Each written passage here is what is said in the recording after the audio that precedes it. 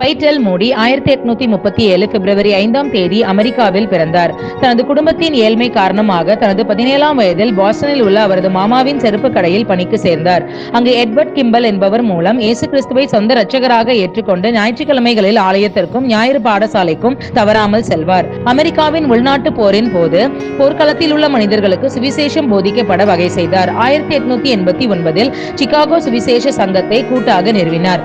பிற்காலத்தில் இது மூடி வேதாக நிறுவனமாக மாறியது. மூடி செய்த எளிமையான பிரசங்கங்களின் மூலம் சுமார் 100 மில்லியன் மக்களுக்கு சுவிசேஷத்தை அவர் அறிவித்துள்ளார். தினமும் வேதாகமத்தை வாசிக்கும் பழக்கமுடைய அவர் அவருக்கென்று 20 வேதாகமத்தை வைத்திருந்தார். 1899 டிசம்பர் 22ஆம் தேதி மூடி தேவராஜ்யத்தை அடைந்தார். 1864ஆம் ஆண்டில் மூடி அவர்களால் நிறுவப்பட்ட சிகாகோ அவென்யூ திருச்சபை அவரது மறைவுக்கு பின் அச்சபையின் பெயர் மூடி திருச்சபை என்று மாற்றப்பட்டு இன்றளவும் இயங்கி வருகின்றது.